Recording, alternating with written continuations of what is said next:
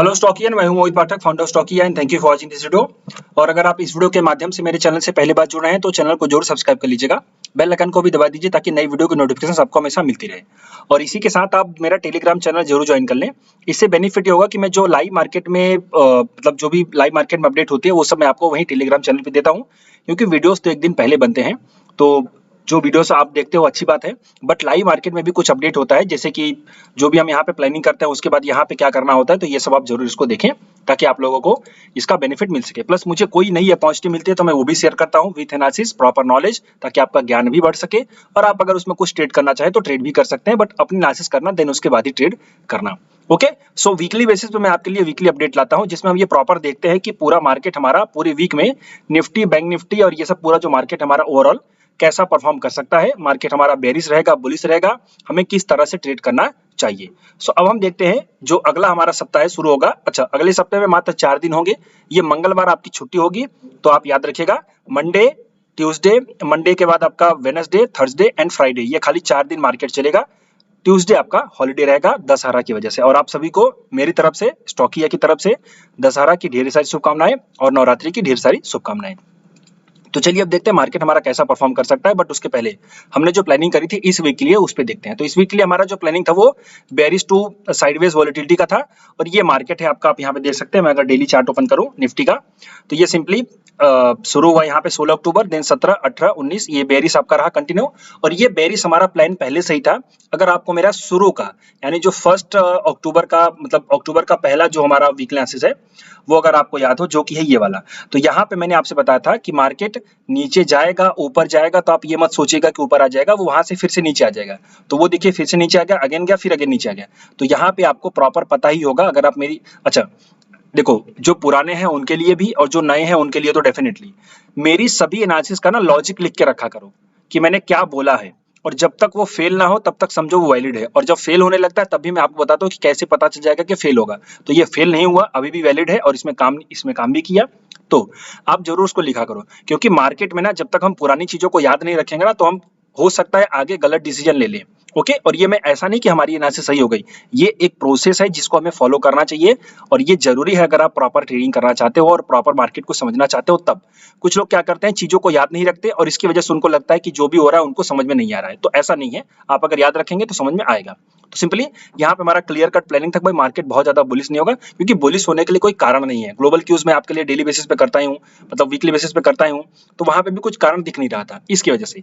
तो नीचे आ गया, तो बेरिश टू साइडवेज का हमारा था 19,500 का सपोर्ट था और 20,000 का रेजिस्टेंस था, जो कि नहीं हुआ। 19,800 का ही रेजिस्टेंस था, जो कि आप देख सकते हैं कि 842 से फिर नीचे आ गई। तो एनालिसिस परफेक्ट गई। अब हम देखते हैं कि अगले वीक के लिए क्या कर सकते हैं। तो सबसे पहले हम ग्लोबल क्यूज देखते हैं। ग्लोबल क्यूज में हम ये देखते हैं, आपको मेरा फॉरवर्ड पता होगा, global cues data then chart. और देखो, ये यूट्यूब चैनल और ये जो मेरी एनालिसिस होती हैं ये एक यूनिक है, जहां पे मैं डेटा के बारे में डिस्कस करता हूं। डेटा के बारे में जल्दी डिस्कस कोई नहीं करता, सिर्फ चार्ट ओपन करते हैं और वहां पे लॉजिक बताते हैं। मैं डेटा भी दिखाता हूं कि भाई क्यों मैं बात कर रहा हूं, ताकि आपका एक पूरा कॉन्सेप्ट क्लियर हो सके कि भाई क्यों चीज हो रही है और क्यों चीजें होनी चाहिए। ओके, और ये डेफिनेटली अगर आपको अच्छी लगती है तो लाइक जरूर करिए और दोस्तों के साथ शेयर करें। बट आगे बढ़ने से पहले मैं एक अपडेट दे दूं। देखिए, हर महीने मेरी नई बैचेस चलती रहती हैं। अगर आप मुझसे सीखना चाहते हो तो आप मुझसे डेफिनेटली ज्वाइन कर सकते हो।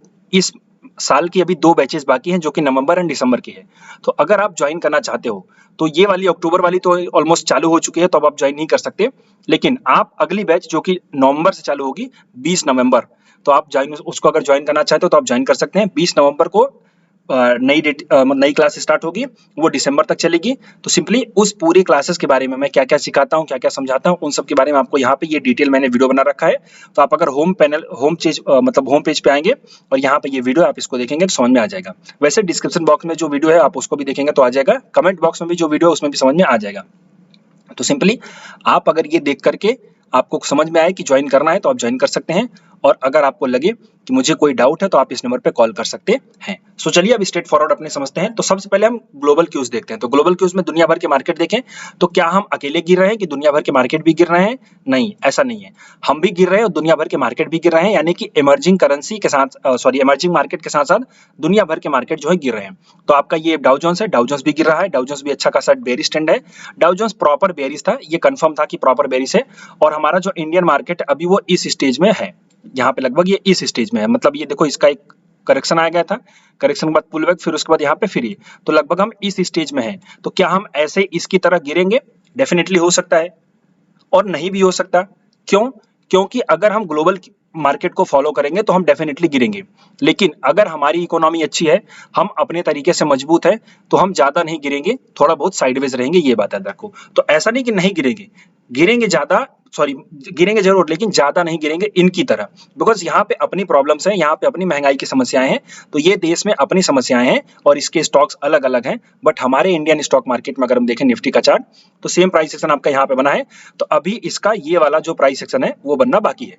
तो ऐसा भी हो सकता है कि हम गिरे, बट हमारी इकोनॉमी अच्छी है। हाँ, ग्लोबल प्रॉब्लम है तो हम उसकी वजह से थोड़े बहुत तकलीफ में रहेंगे, बट हम ज्यादा नहीं गिरेंगे, ये बात याद रखो। तो पहले पॉइंट ये है कि गिरने का संभावना है, लेकिन ज्यादा नहीं गिरेंगे, ये भी एक थोड़ी हमारे पास एक कॉन्फिडेंस है, बिकॉज हमारा मार्केट और हमारा इकोनॉमी थोड़ा सा अच्छा है। उसके बाद अभी इन्फ्लेशन के नंबर्स भी आएंगे और ये सब ग्लोबल जीडीपी डेटा भी आएगा और हमारे इंडियन जीडीपी डेटा भी आएगा। अगर ये फिर से थोड़े बहुत नेगेटिव आते हैं, पूरा उम्मीद तो नहीं है, थोड़े बहुत अगर स्लाइटली भी नेगेटिव आएंगे तो मार्केट हमारा गिरना शुरू होगा, अदरवाइज मार्केट हमारा थोड़ा ठीक रहेगा, ये बात याद रखो। उसके बाद नेस्डेक, तो नेस्डेक हमारा आईटी इंडेक्स को फॉलो करता है, मतलब अमेरिका के, और वो भी गिरा ही है, वो भी बचा नहीं है, तो वो भी गिरा है। और इसके बाद हम अगर यूरोप के मार्केट को देखें, तो यूरोप का मार्केट तो काफी दिनों से, काफी सालों से बेरिश है, आप यहाँ पे देख सकते हो, और ये अभी भी इसने जो है कि थोड़ा बहुत परफॉर्म किया। हम तो एक बार हाई लगा करके भी नीचे आए थे, बट ये नहीं गया था, ये बात याद रखो। अब इन सबको चलाने वाला कौन है? तो भाई ये सब दुनिया भर के मार्केट जो है गिर रहे हैं, तो क्या कारण है, किस वजह से? तो ये जान लो, जो लोग नए हैं उनको समझा दूं। ये है डॉलर इंडेक्स। अब डॉलर इंडेक्स जो होता है ना, ये एक्चुअली में पूरे मार्केट के लिए, जो इक्विटी मार्केट्स होते हैं उनके लिए नेगेटिव काम करता है। अगर ये बुलिश है तो मार्केट दुनिया भर के और हमारा मार्केट भी बेरिश होता है, या फिर बहुत ज्यादा बढ़ता नहीं है तो साइडवेज हो जाता है। तो याद रखो, अगर डॉलर इंडेक्स बढ़ेगा तो हमारा मार्केट डेफिनेटली गिरेगा, और अगर नहीं गिरेगा तो साइडवेज हो जाएगा, बढ़ेगा तो बिल्कुल भी नहीं, ये बात अच्छे से याद रखो। ओके, तो आप डेफिनेटली यहाँ पे देख सकते हैं, जो मैंने आपको, अच्छा इसकी एनालिसिस मैं आपके साथ हमेशा शेयर करता हूँ। हम यहाँ पे बेरिश थे, फिर यहाँ पे बेरिश हुए, यहाँ पे थोड़े से बुलिश थे, बट ओवरऑल हमारा व्यू बेरिश था। यहाँ पे हम बुलिश हो गए थे, बिकॉज ये कंफर्म हो गया था कि अब ये ऊपर जाएगा। और उसके साथ साथ जो ग्लोबल चीज, जो मेरी पर्सनल एनालिसिस होती है, जो मैं करता हूँ, आपके साथ शेयर नहीं कर सकता, बट वहां पे भी मुझे लगा कि अब चीजें चेंज हो रही हैं थोड़ा बहुत। तो ये देखो, यहाँ से हम बुलिश हुए थे और ये कंटिन्यू बुलिश ही था, और यहीं से कंफर्म हो गया कि हमारा मार्केट जो है कि अब नीचे जाएगा। और ये 100% यहाँ पे इस जगह पे कंफर्मेशन आया था। अगर आप मुझे डेली बेसिस फॉलो करते हैं तो आपको ये सब चीजें याद होंगी, और इसीलिए मैं कहता हूँ लिख के रखा करो, क्योंकि जब लिख के रखोगे तो आपको चीजें याद रहेंगी और आप एक सही तरह से व्यू बना पाओगे। ओके, चलिए अब ये क्या हो रहा है, तो अब ये जो है कि इस एरिया में कंसोलिडेट कर रहा है और यहाँ पे थोड़ा नीचे जा रहा है। तो इसका क्या ट्रेंड बेरिश हो गया? नहीं, इसका ट्रेंड अभी भी बुलिश है। ये ऐसे थोड़ा टाइम पास करके फिर से ऊपर जा सकता है। तो अगर ये बुलिश फिर से हुआ तो फिर से हमारे मार्केट गिरेंगे, ये बात याद रखो। और अगर नहीं गिरेंगे तो बढ़ेंगे नहीं, ये तो गारंटी है। तो ये जो मार्केट है, यानी जो डॉलर इंडेक्स है, ये दुनिया भर के इक्विटी मार्केट्स के लिए अपोजिट काम करता है। और अगर ये बेरिश हो गया, जिससे ऊपर गया, यहाँ पे डबल टॉप बनाया, फिर से बेरिश हो गया और ये लो ब्रेक हो गया, इसका ये लो जो है 105.50 का है, इसकी संभावना बिल्कुल कम लगती है। मैं कारण भी बताता हूं। देखो, अगर ये हो गया, होने को कुछ भी हो सकता है, अगर हो जाए तो समझो कि ये बेरिश हो जाएगा और हमारे मार्केट थोड़े बहुत बुलिश हो सकते हैं, लेकिन इसकी उम्मीद नहीं दिखाई दे रही। इसका कारण यह है कि अमेरिका की जीडीपी प्रॉब्लम में है, और अभी इसका जो रसिया और यूक्रेन का वॉर था वो प्रॉपर खत्म तो हुआ नहीं, इसमें शुरू हो गया हमारा इजराइल का और हमास, इसका क्या नाम है, हाँ हमास का, और इनका क्या नाम है, फिलिस्तीन का।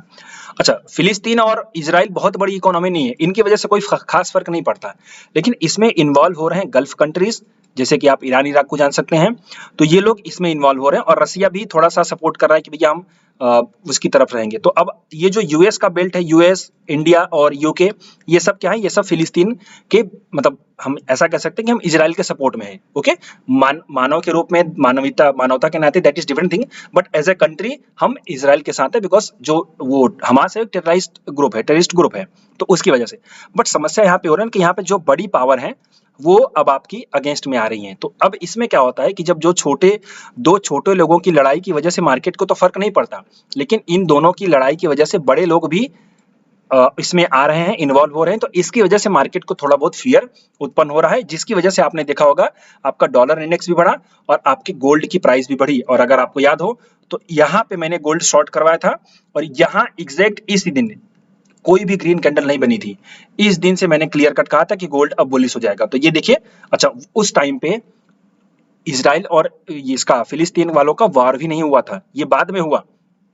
वॉर तो बाद में हुआ, यहाँ पे मैंने क्लियर कहा था कि बुलिश हो जाएगा। तो आपको अगर पुरानी एनालिसिस याद हो तो आप याद रखिएगा। ये देखिए कंटिन्यू गोल्ड आपका बुलिश होगा। गोल्ड क्यों बुलिश हो गया? तो गोल्ड इसलिए बुलिश हुआ क्योंकि गोल्ड एक सेफ हेवन माना जाता है। मतलब यह है कि अगर पूरी दुनिया में कहीं भी अनसर्टेनिटी पैदा होती है तो वो FIIs या फिर जो बड़े इन्वेस्टर्स हैं वो पैसा निकाल करके इक्विटी मार्केट से वो डालते हैं गोल्ड में और डालते हैं डॉलर इंडेक्स में। कहां पे डालते हैं? दो जगह डालते हैं। तो डॉलर इंडेक्स और गोल्ड में इसका इनफ्लो हो जाता है मनी का, ये बात याद रखो। तो इसी वजह से ये भी ऊपर गए और आपका मार्केट भी नीचे आया। अब आगे क्या हो सकता है? तो देखो अभी भी वहां पे कंफर्मेशन कुछ है नहीं कि भैया वो इजराइल वाले रुकेंगे नहीं रुकेंगे। इसके बीच में जो दो लोग इन्वॉल्व हो रहे हैं वो भी दिक्कत है।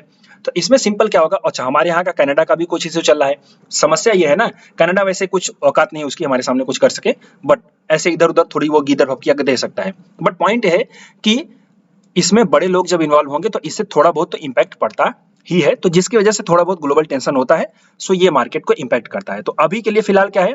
अभी के लिए भी अगले वीक के लिए कोई भी ऐसा ना ही बहुत खराब न्यूज है ना ही कोई बहुत अच्छी न्यूज है कि मार्केट हमारा करेक्ट हो जाए। तो इससे क्या निकल के आएगा? ग्लोबल क्यू से, ग्लोबल क्यू से जो सिग्नल निकल के आ रहा है, यानी हमारा मार्केट का व्यू लेते हैं जो हम, वो निकल के आ रहा है कि फिर से कुछ कंफर्म नहीं है, बहुत ज्यादा गिरेंगे नहीं, बहुत ज्यादा बढ़ेंगे नहीं।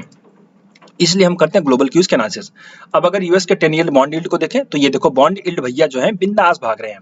तो ये डॉलर इंडेक्स और बॉन्ड यील्ड अगर ये दोनों ऊपर जाएं तो किसी भी हालत में आपका मार्केट नहीं बढ़ सकता, ये गारंटीड होता है, आप इसको याद रखो। वो बेरिश हो जाएगा और ये क्लियर था।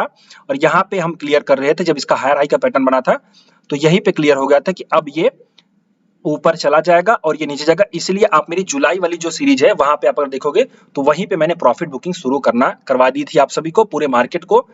और फिर से कहता हूं याद रखा करो। तो ये जुलाई में ही मैंने आपको बोला था कि अब प्रॉफिट बुकिंग शुरू करो। देन उसके बाद मार्केट थोड़ा सा करेक्ट हुआ, फिर उसने हाई लगाया, देन उसके बाद वहां से करेक्शन हुआ। तब तक बाकी के जो ब्रॉडर मार्केट है ना, वहां के स्टॉक्स में करेक्शन अच्छा खासा हो चुका था। आप सिर्फ निफ्टी को देखोगे तो समझ में नहीं आएगा, क्योंकि आप अपने पोर्टफोलियो को देखो तब पता चलेगा कि आपका जो है कि सिस्टम कैसे काम कर रहा है।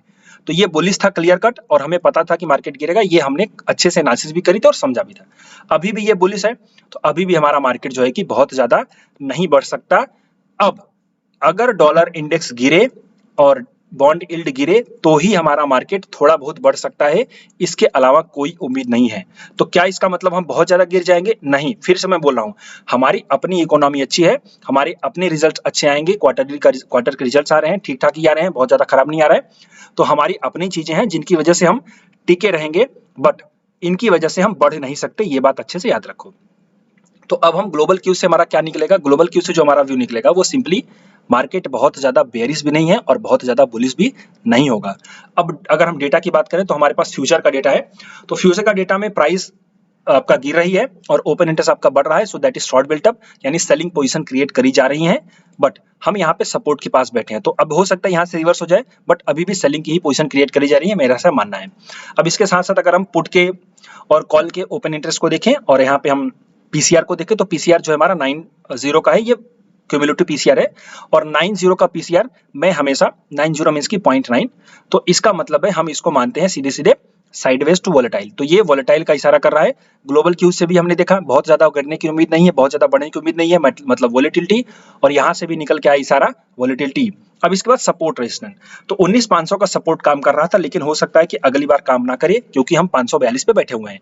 तो 19,500 पे अभी भी फिलहाल पुट का ओआई सबसे ज्यादा है और सबसे ज्यादा ओआई जो है 20,000 पे है। तो 20,000 तो पक्का रेजिस्टेंस है। इसके साथ साथ अगर हम 19,600 को देखें तो वो भी रेजिस्टेंस है और 19,800 में उसके बाद सबसे ज्यादा ओआई है। तो अगर मैं मानूं अगले वीक के लिए हमारा रेजिस्टेंस तो वो 19,800 का हो जाएगा और सपोर्ट जो हो जाएगा 19,500 का हो जाएगा। तो फिर से वही वोलेटिलिटी यहाँ से भी निकल के आ रही है, लेकिन क्या ये सपोर्ट टूट जाएगा, क्या ये रेजिस्टेंस टूट जाएगा? तो ये भी आपको मैं बताता हूँ कि क्या ये हो सकता है कि नहीं। तो जब देखो अगर 19,500 के नीचे चली जाए और उस केस में निफ्टी आपकी 19,500 के नीचे चली जाए, उस केस में आपका पुट का ओआई कम और कॉल का ओआई ज्यादा हो जाए, तो आप ये मान लो कि 19,500 भी आपका अब रेजिस्टेंस का काम करेगा और वो टूट जाएगा। मतलब प्राइस जाएगी पहले और ओआई चेंज बाद में होगा, ये अच्छे से याद रखना। और अगर ऐसा हो गया तो ये समझो कि 19,500 भी रेजिस्टेंस का काम करने लगेगा। तो उसके बाद अगला सपोर्ट आपका क्या होगा, अगला सपोर्ट जो होगा आपका निकल के आएगा 19,300 का और 19,200 का। तो यहाँ पे मैं फाइनल सपोर्ट लेता हूँ 19,200 का।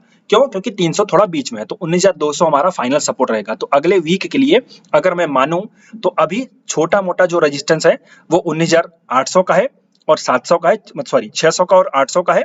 तो 600 और 800, ये 600 हल्का वाला है, 800 स्ट्रांग वाला है। 800 नहीं टूटेगा, 600 टूट सकता है। उसके बाद 500 हमारा सपोर्ट है, तो 500 की जगह पे मैं 400 का सपोर्ट मानता हूं, 19,400 का सपोर्ट, 19,400 का सपोर्ट हम मानते हैं और 19,200 का हमारा फाइनल सपोर्ट होगा। आप बोलोगे सर जी इतना छोटी, मतलब इतना बड़ा रेंज? यस, डेफिनेटली मार्केट में वॉलीटिलिटी है तो इधर उधर उठापटक हो सकती है, आप इसको मान के चलो। ओके, तो 19,200 हमारा फाइनल सपोर्ट जो नहीं टूटेगा, 19,400 जो हो सकता है कि टूट जाए, तो 200 नहीं टूटेगा, ये बात अच्छी से याद रखो। और 400 और 600 नजदीक वाले हैं, तो आप इसको मान के चलो। अब हम चलते हैं चार्ट देख लेते हैं। तो चार्ट में सिंपल अगर मैं देखूं, यहाँ पे मैं आपके साथ थोड़ा प्लॉट करके दिखाना चाहता हूँ ईएमए। अगर हम एक्सपोनेंशियल मूविंग एवरेज को देखें तो इसमें ये सपोर्ट लेकर के एक बार ट्राई किया था ऊपर जाने का, बट मार्केट वहां पे सस्टेन नहीं कर सका, और ये चीज हमने पहले से क्लियर थी कि सस्टेन नहीं करेगा। अब यहाँ पे नीचे जा रहा है और यहाँ पे 20 एंड 50 के नीचे आ गया है, तो ये यहाँ से थोड़ा बहुत मूविंग एवरेज के हिसाब से बन रहा है बेयरिश का सिग्नल। लेकिन हमारे पास यहाँ पे सपोर्ट भी अच्छा खासा है इसी एरिया में। तो ये एक हमारा सपोर्ट है, दूसरा हमारा ये सपोर्ट है। तो ये एरिया ऑफ सपोर्ट है जो टाइम पास करवा सकता है, बहुत ज्यादा गिरेगा नहीं बट टाइम पास जरूर करवाएगा। और आपको अगर मेरी 4 घंटे वाली एनालिसिस याद हो जो मैंने आपके साथ शेयर करी थी 4 घंटे वाली, तो उसमें हमने क्या प्लान किया था, उसमें हमने जो प्लानिंग करी थी वो ये करी थी कि अगर ये ट्रेंड लाइन के नीचे गया और रिवर्स होकर के फिर से आ गया तो ये फिर से नीचे जाएगा और यहां तक चला जाएगा। तो ये मूव अभी भी पेंडिंग है। ओके, ये वाला मूव अभी पेंडिंग है। वो हो सकता है थोड़ा बहुत ऊपर जाकर के फिर नीचे आए या फिर डायरेक्ट नीचे आ सकते हैं, कुछ भी हो, बट ये मूव अभी भी पेंडिंग है। वो एनालिसिस मैंने आपके साथ बोली थी, आपको अगर याद हो तो अच्छी बात है, और फिर मैं बोलता हूँ कि लिख के रखा करो। तो यहाँ पे सिंपल देखो, ये ब्रेक हो गया, इसके नीचे आपका ब्रेक हुआ और यहाँ पे ये लो ब्रेक हो गया और यहाँ पे रिजेक्शन भी फेस किया और ये कंटिन्यू नीचे भी गिर गया। अभी भी ये लो पेंडिंग है, तो यहाँ पे इस मूव में यानी 330 320 के आसपास पेंडिंग है। तो ये मूव भी एक बार मार्केट जरूर कैप्चर करेगा। ओके, अब हम यहाँ पे समझते हैं फाइनल हमारा क्या निकल के आ सकता है। सो मैं डेफिनेटली जो सपोर्ट देना चाहूंगा वो यहाँ पे 19,200 का और 19,300 का, 336 है ना, तो 336 35 और 234 100 पॉइंट के लगभग है। तो ये 235 और 335 ये सपोर्ट मान के चलो। ये सपोर्ट नहीं टूटेगा, उम्मीद नहीं है इसके टूटने की, मार्केट काम कर सकता है, इसके ऊपर सस्टेन कर सकता है, डोंट वरी। एंड रेजिस्टेंस, तो हमारे पास जो रेजिस्टेंस है 19,770 का है और 19,800 का है, आप इसके मान के चलो। अब हम इसको मिक्स करते हैं, हमने जो ऑप्शन चेन में निकाला उसके हिसाब से, क्योंकि चार्ट भी देखना ऑप्शन चेन भी देखना तब तो समझ में आएगा ना। तो देखो 19,800 तो ऑप्शन चेन के हिसाब से भी था और इसके हिसाब से भी था, 19,600 था ऑप्शन चेन के हिसाब से, लेकिन यहाँ पे निकल के आ रहा है 780 770, तो हम 800 को ही मायने मान लेते हैं फाइनल। 19,800 हमारा फाइनल रेजिस्टेंस है जो नहीं टूटेगा। ओके, उसके बाद यहाँ पे हमारा जो 19,300 का निकल के आ रहा था और 200 का निकल के आ रहा था, लेकिन ऑप्शन चेन में जो निकल के आ रहा था 19,400 का निकल के आ रहा था और 200 का निकल के आ रहा था। तो यहाँ पे 300 है और यहाँ पे 200 है, तो 400 को हम रेजिस्टेंस, सॉरी 400 को हम सपोर्ट नहीं मानेंगे, हम मानेंगे 300 को सपोर्ट और 200 का सपोर्ट। तो अब यहाँ पे फाइनल जो आपका होगा वो क्या होगा, देखो दोनों को मिक्स करके थोड़ा समझना पड़ता है। तो ये समझो 19,800 आपका फाइनल रेजिस्टेंस है और 19,200 आपका फाइनल सपोर्ट होगा। तो मार्केट आपका लगभग 600 पॉइंट में घूम सकता है।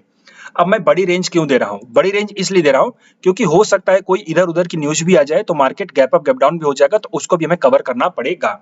बाकी की जो फाइनल रेंज है वो नॉमिनल है, आपको पता है 400 से 600 वाली। तो हालांकि इतना मुश्किल होता है इतना छोटे रेंज में रहना, बट हम बड़ी रेंज को अगर लेके चलेंगे तो वो ज्यादा बेटर होगा। व्यू क्या है, व्यू अभी भी बेरिश है, लेकिन इतना बेरिश नहीं है कि हम मार्केट क्रैश हो जाएगा। हाँ, सिंपली यहाँ पे आने के बाद हम बाइंग करेंगे, ये बात अच्छे से याद रखो। यहाँ पे आया तो एक बार हम बाइंग जरूर करेंगे। आप निफ्टी 20 खरीद सकते हो या फिर आप अपने स्टॉक में पोर्टफोलियो को बिल्टअप कर सकते हो, ये करना पड़ेगा बिकॉज हम बहुत ज्यादा बेरिश नहीं है। तो वॉलेटिलिटी टू बेरिश हमारा अगले वीक के लिए व्यू है, और अगर ये लेवल आ गया तो बाइंग करना शुरू करना है, ये आप बात अच्छे से याद रखो।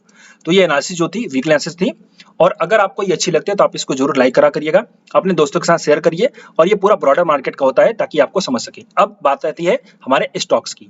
तो स्टॉक्स को अगर हम देखना चाहें तो कहाँ पे पोर्टफोलियो बना सकते हैं, तो आपको मैं हमेशा जुलाई से लेकर के मैं कहता आ रहा हूं कि प्रॉफिट बुकिंग करो, प्रॉफिट बुकिंग करो, और जहां पे पैसे लगाने हैं वो अच्छे स्टॉक्स में लगाओ। और पिछले वीक में भी मैंने आपको बताया था कि पिछले वीक वाली एनालिसिस मतलब ये सिंपली ये थी, मैंने आपसे कहा था कि ऐसे स्टॉक से बिल्कुल दूर हो जाओ जिनका फंडामेंटल सही नहीं है फिर भी प्राइस बढ़ रही है, और मैंने आपको एक दो एग्जांपल भी दिए थे। उसके जस्ट बाद आप अगर देखोगे तो जी बिजनेस करके जो हमारे अनिल सिंघवी जी हैं, उन्होंने एक प्रॉपर ऑपरेशन बुल रन करके एक ऑपरेशन फर्जी बुल रन ऐसा एक एपिसोड भी लाया। हालांकि हमने वो चीज पहले ही प्लान करी थी, बट उसके बाद एपिसोड भी उनका आया। तो ये समझो कि पॉइंट इशारा दे रहा है, मतलब मेरी बात नहीं मान सकते तो आप उनकी बात मानो, because he is a legend. तो आपको समझना होगा कि कैसे काम करती हैं। तो इसलिए जो भी कंपनियां प्रॉफिट में नहीं है उनमें प्रॉफिट अगर आपको हो रहा है यानी आपने ट्रेडिंग कर रखा है क्योंकि वो भाग रही हैं। मैं एक एग्जांपल लेता हूं, एमएमटीसी। अब एमएमटीसी को देखो, एमएमटीसी ये देखो, इस तरह से प्राइस क्रैश होगा। मतलब आप देखो इसमें दिक्कत क्या होती है ना, आप जब चढ़ जाते हो ना किसी भी रेट में तो ये चीज आप हैंडल ही नहीं कर सकते, ये आपको समझ में ही नहीं आएगा और आप निकाल भी नहीं सकते क्योंकि सर्किट में लगेगा ये सब। तो ऐसे स्टॉक जब बढ़ रहे हैं तो आपको मैं बताता हूं कि कैसे आपको समझना होगा। तो मैं डेफिनेटली एक हिंट दे रहा हूं, इसमें कोई भी रिकमेंडेशन नहीं है, कोई भी ऐसा कुछ नहीं है। आप अपना एनालिसिस करना, देन उसके बाद ही कुछ करना। तो हिंट ये है कि आप जो भी स्टॉक्स में रैली में पढ़ रहे हो, आई थिंक एमएमटीसी मैंने भी अपने क्लाइंट्स को कॉल दिया था बट मैंने प्रॉफिट बुक करवा दिया। ओके, एमएमटीसी लिमिटेड यस दिया था हमने, ट्रेड इसका दिया था अपने क्लाइंट्स को और उसके बाद प्रॉफिट बुक करवा दिया, बिकॉज हमें पता है कि हम उतना नहीं मतलब ये जो दिख रहा है उसका फायदा उठा लो, बस बात खत्म, सीधी बात। तो अब कैसे पकड़ सकते हो? तो देखो पहली बात तो अच्छे से ये सब चीजें सीखनी है, प्रॉपर सीखनी है, तो आप क्लासेस ज्वाइन करो क्योंकि वहां पे आपको सब कुछ अच्छे से समझाया जाएगा। ओके, लेकिन अगर आपको नॉर्मल हिंट लेना है तो मैं आपको समझा देता हूं। तो आप सिंपली क्या करो, ये चार्ट इंक करके, इसका नहीं स्क्रीनर वेबसाइट है, इस पे आप आ जाया करो और यहाँ पे कंपनी का प्रॉफिट लॉस देखो। अब प्रॉफिट लॉस अब अगर देखोगे तो कंपनी जो है कि थोड़ा प्रॉफिट थोड़ा लॉस, थोड़ा प्रॉफिट थोड़ा लॉस, और ऑपरेटिंग बेसिस पे कंपनी कंटिन्यू लॉस कर रही है। तो आप इसका क्या अंदाजा लगा सकते हो भैया? क्वार्टरली देखो, ईयरली भी देखो आप अगर, तो कंपनी आपका जो है ये ईयरली है, ऑपरेटिंग बेसिस पे कंटिन्यू लॉस कर रही है, तो आप इसमें पैसा क्यों लगाओगे? बहुत से अच्छे स्टॉक है जहां पे आप पैसा लगा सकते हो, फिर भी स्टॉक चल रहा है। अब कुछ लोग ये बोलेंगे सर जी खराब है तो स्टॉक क्यों चला? भैया ऑपरेटर है ना, उसको तो प्रॉफिट करवाना, अपना कमाना है, उसको आपको उल्लू बना करके प्रॉफिट कमाना है।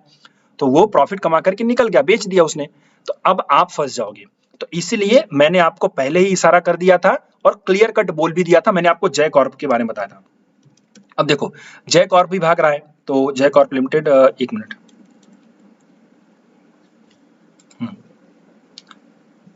जय कॉर्प अभी उतना गिरा नहीं है बट ये देखो ये गिर गया। जय, मैंने जो इशारा दिया था वो जय कॉर्प के बारे में दिया था। अब सिंपली आप प्रॉफिट बुक करके निकल जाओ ना, क्या जरूरत है आप उसको होल्ड करके रखो? अगर आपने ट्रेड कर लिया, और पहली बात अगर आपने ट्रेड कर लिया, प्रॉफिट कर लिया तो बुक कर लो, और अगर नहीं किया है तो बिल्कुल मत करो क्योंकि ऑलरेडी प्राइस बहुत ज्यादा बढ़ गई है, तो आप लटक जाओगे, सिंपली लटक जाओगे और ये गले की हड्डी बन जाएगी। फिर आप जिंदगी भर वेट करोगे कि यार मेरा प्रॉफिट हो जाए, मैं निकल जाऊं, और वो प्रॉफिट जिंदगी में नहीं आएगा। इसी का एग्जांपल यहाँ पे देख सकते हो। इसका अगर मैं मंथली चार्ट ओपन करूं तो ये देखो, ये देखो, ऐसी चीजें होती हैं, मतलब आप जिंदगी में नहीं निकलोगे। अगर आप हाई प्राइस पे चढ़ोगे ना, हाई प्राइस पे चढ़ोगे, फिर आपको लगेगा ऊपर आ जाएगा और वो आपका जिंदगी में रेट नहीं आएगा। ये देख लो 2008 का है, 2008 को 700 रुपए का हुआ करता था ये स्टॉक, आज तक उस प्राइस पे नहीं है, और इसको लेने वाले उम्मीद में खाली बैठे हैं, उम्मीद में खाली बैठे हैं कि काश प्रॉफिट हो जाए। तो गले की हड्डी अटक जाती है सिंपली। इसीलिए मैं कहता हूं कि थोड़े बहुत फंडामेंटल भी देख लिया करो। और मैंने तो आपके लिए वीडियो बनाई, स्क्रीनर करके वेबसाइट आप अगर सर्च करोगे, इसी वेबसाइट का नाम मेरे यूट्यूब चैनल पर सर्च करोगे तो मैंने आपको समझाया, तो आप उसको देखो। सो मेरा फिर से एक रिक्वेस्ट ये है कि जहां पे आपको प्रॉफिट हो रहा है, जो अच्छी कंपनी है नो डाउट वहां पे होल्ड करो, लेकिन जो खराब कंपनी है वहां पे एक बार प्रॉफिट बुक कर लो और उसमें अभी हाई प्राइस पे एंट्री मत करो। अब देखते हैं कि अगर ट्रेड करना है तो कहां पे करेंगे। थोड़ा आपको समझाने वाली बात तो हो गई लेकिन आप समझते हो नहीं, ओके। बट अब हम देखते हैं कि कहां पे ट्रेड किया जा सकता है। तो सिंपली अगर मैं आपको सेक्टर्स का थोड़ा सा नॉलेज लूं, इंडाइसेस, तो कहां पे तेजी है भाई, मार्केट गिर रहा है बट तेजी कहां पे है, तो तेजी जहां पे है उसको देखते हैं। तो अगर मैं 1 वीक का इशारा लूं तो तेजी है निफ्टी डिविडेंड 50 वाले, इसको छोड़ते हैं, सेक्टोरियल को देखते हैं।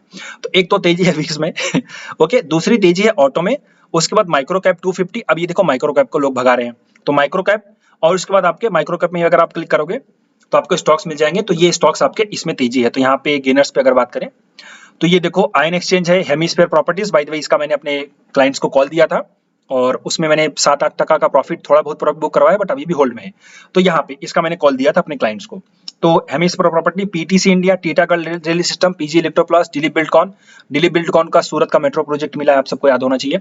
सूरत का जो मेट्रो प्रोजेक्ट है उसका कॉन्ट्रैक्ट दिलीप बिल्डकॉन को ही मिला है। जो सूरत वाले हैं उनको पता होना चाहिए, अने सूरतियों तमे जरीक भान रखो भाई, ओके। चलो अब बॉम्बे डाइंग्स, तो ये सब स्टॉक्स में आपकी रैली आ रही है, तो इनमें आप थोड़ा बहुत कर सकते हो, बिकॉज मार्केट गिरने के टाइम पे भी ये लोग बुलिश है, तो आप यहाँ पे कर सकते हो, लेकिन ऐसे HIL जैसे नहीं, क्योंकि ये ऑलरेडी थोड़े बहुत महंगे हैं, एक्सपेंसिव है, तो आप सिंपली ऐसे स्टॉक्स में जा सकते हो।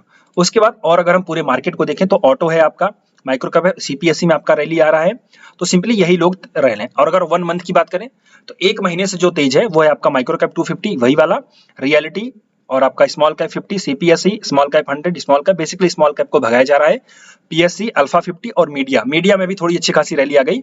और मीडिया मैंने आपको बताया था, मीडिया मैंने आपको आई थिंक बताया था जून में, आई थिंक बताया था जून में, मीडिया मैंने आपको बताया था कि आप जून मीडिया को जो है कि ट्रेड करिए। मैं एक बार देख लेता हूँ, CNX मीडिया, ये सब चीजें मैं बता देता हूँ, पहले से ही बता देता हूँ क्या करना है क्या नहीं करना, वो सब चीजें आपको पता होती हैं, बस आप करते नहीं हो, मुझे यही समस्या है। और यहाँ पे मीडिया मैंने बताया था जो कि है 7 जुलाई, नहीं जून में बताया था, यस 2 जून, ये देखो यहाँ पे मैंने आपको बताया था कि मीडिया आपका बुलिश, और ये देख सकते हो। तो सिंपली अगर आप इन सब चीजों को फॉलो करते हो, अब यहाँ पे कुछ लोगों को, जो लोग नए हैं उनको समझ में नहीं आया होगा, मैंने इतनी सारी बात कर दी, तो मैं बताता हूँ। देखो आप जो है ना सिंपली क्या करो, यहाँ पे ये जो स्टॉक इन पे आप क्लिक करो, निफ्टी 50 स्मॉल कैप, अब ये स्टॉक, इन स्टॉक्स में जो गेनर हैं, इन स्टॉक्स में आप ट्राई करो कि कहीं पे आपको एंट्री मिल सके, ओके ये बात याद रखो। लेकिन एक क्रॉस चेक कर लो कि उनका फंडामेंटल सही है कि नहीं, तो जिनका फंडामेंटल सही नहीं है उनमें ट्रेड मत करो, लेकिन जिनका फंडामेंटल ठीक है, इंप्रूव हो रहा है, रिजल्ट्स आ रहे हैं, चेक कर लो, तब आप उसमें ट्रेड करो। तो ये एक अच्छा सजेशन है। बाय द वे अगर ओवरऑल मार्केट को देखें तो ब्रॉडर मार्केट में बहुत ज्यादा रैली नहीं है, सिर्फ पर्टिकुलर सेक्टर्स में रैली आ रही है, जैसा कि आप स्मॉल कैप में देख रहे हो, तो आपको वहां पे फोकस करना चाहिए और खराब कंपनियों से निकलना चाहिए, ये भी एक सजेशन है। और अगर ये एनालिसिस आपको अच्छी लगती है तो आप इसको जरूर लाइक करें, अपने दोस्तों के साथ शेयर करें, और मेरा टेलीग्राम चैनल, ट्विटर ID इन सब पे फॉलो करें, क्योंकि वहां पे आपको अपडेट्स मिलती हैं। सो अभी के लिए इतना ही, thank you and wishing you all the best.